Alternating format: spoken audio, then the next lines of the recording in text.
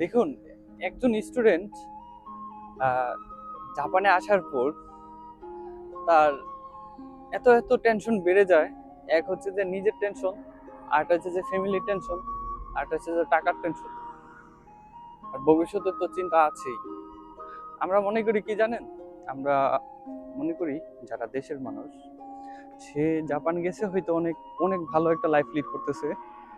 আসলে লাইফটা লিড করতেছি ভালো, তবে এখানে আসার পর কি কি অবস্থা আমরা ফেস করতেছি, আমরা কিভাবে দিনগুলি যাচ্ছে বলে যারা স্টুডেন্ট ভিসা আসছে তারা বুঝে।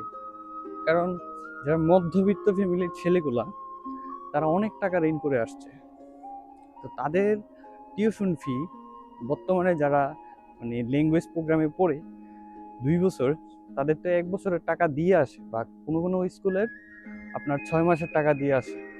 তো দেখা গেল আমি 6 মাসের টাকা দিয়ে আসলাম, আরো 6 মাসের টাকা আমি এখানে আইসা 6 মাস থাইকা ইনকামটা করতে হবে।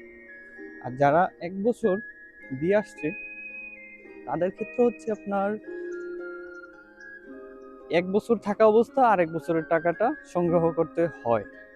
এখন শুধু এই সংগ্রহ করলে হয় না, যে কিনা টিউশন ফি দিবে মানে ল্যাঙ্গুয়েজ প্রোগ্রামের, সে এই বছরেই বা এর পরের বছরেই আপনার বিশ্ববিদ্যালয়ে যাবে বা ডিপ্লোমাতে পড়বে, সেই ডিপ্লোমার টিউশন ফিটাও রেডি করতে হয়। মানে আপনার 1 বছরে আপনার চাপটা থাকে কত, 15-20 লাখ টাকার একটা চাপ থাকে। তো যেই স্টুডেন্টটা আসছে ঋণ ফিন করে, তার অবস্থাটা চিন্তা করুন, আপনারা ইমেজ করুন তার অবস্থাটা কি। কারণ সে পার্ট টাইম জব করতে পারতেছে 28 ঘন্টা, সে এই জব করবে, করে টিউশন ফি চালাবে, নাকি আপনার দেশে টাকা পাঠাবে। আমরা যারা বলি যে সে গিয়ে লাখ লাখ টাকা ইনকাম করতেছে, আসলে ঠিক আছে যে টাকাটা আমরা ইনকাম করি, কিন্তু এই টাকাটা আমার কাছে থাকে না। মানে খাওয়া দাওয়া, টিউশন ফি দেওয়া, সব মিলে আছে না, আমরা শূন্য।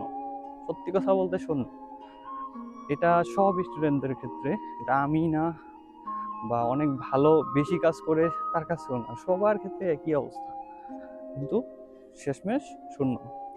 তবে আমরা যারা স্টুডেন্ট, আমাদের বেনিফিটটা কোথায় জানেন? আমরা আসছি টাকা দিয়ে পড়তে। হ্যাঁ, আমরা হয়তো এখানে কষ্ট করতেছি 4-5 বছর, কষ্ট করার পরে আপনার হয়তো বিশ্ববিদ্যালয়ে পড়বো, নাহলে ডিপ্লোমাতে পড়বো। তো ডিপ্লোমা শেষ করলে আমাদের অনেক ভালো একটা জব অপেক্ষা করতেছে, আমরা ওই জবে যাবো ইনশাল্লাহ। ওই কারণে আমরা এই স্যাক্রিফাইস গুলা করতেছি। কারণ পড়াশোনার ভাই মান সব জায়গায় আছে, পড়াশোনার দাম সব জায়গায় আছে, এটা মানতে হবে। তবে যেন তেন পড়াশোনা না, যেমন আমাদের দেশের যে পড়াশোনা, যে ক্যাপাসিটি, এই সার্টিফিকেট আমি মনে করি যে কাগজ ছাড়া আর কিছু না। সত্যি কথা, মানে এখানে কোনো প্র্যাকটিক্যালি কিছু নাই। তো এই দেশের পড়াশোনার কোনো দাম আছে আমি মনে করি।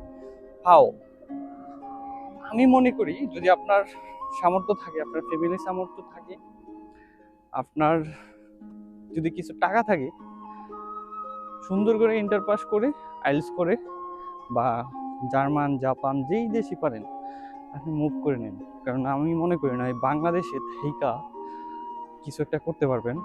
সাধারণ একটা চাকরি নিতে যাইবেন, 10-15 লাখ টাকা ঘুষ লাগবে, আর ঘুষ তো দিবেন। চাকরিও পাইলেন, আপনি পাবেন বেতন কত? 15-20 হাজার। আপনি 15-20 হাজার টাকা বেতন পাইলে আপনার ঘুষ খাইতে হইব আরো 10 হাজার, কথার কথা। তা আপনার চরিত্র তো এমনি খারাপ হইব। ভালো মানুষের চরিত্র এইভাবেই খারাপ হয়। আপনি টাকা দিয়ে নিয়েছেন চাকরিটা, আপনার কি টাকার মায়া আছে না? তো ওই টাকা তো তুলতে গেলে আপনার ঘুষ খাইতে হইব, স্বাভাবিক না? বাংলাদেশের সিস্টেমটা এইভাবে সাজানো হয়েছে, চোর বাটপার দিয়া। এই কারণে বলি যে আপনার যদি সামর্থ্য থাকে, আপনি ভালো একটা দেশে মুভ করে নেন। দেখেন কি সুন্দর একটা ভিউ, আমি সাগর পাড়ে আছি। এরকম সুন্দর সুন্দর জিনিস উপভোগ করতে পারবেন, প্লাস লাইফটা সুন্দরভাবে কাটাতে পারবেন। আর ফিউচার তো অনেক সুন্দর ব্রাইট। আমি মনে করি যে যেটাই মনে করুক, আল্লাহ যদি সবাইকে ওই তৌফিক দেয় তো ভালো, আলহামদুলিল্লাহ। তো এই হলো অবস্থা। আপনারা ডিসিশন নেন যে কোন দিকে গেলে ভালো হয়, সেটা করেন। আর অযথা মানুষের ইনকাম নিয়ে কখনো প্রশ্ন তুলবেন না, ঠিক আছে? স্টুডেন্ট ভিসা আসছে মানে স্টুডেন্ট ভিসা।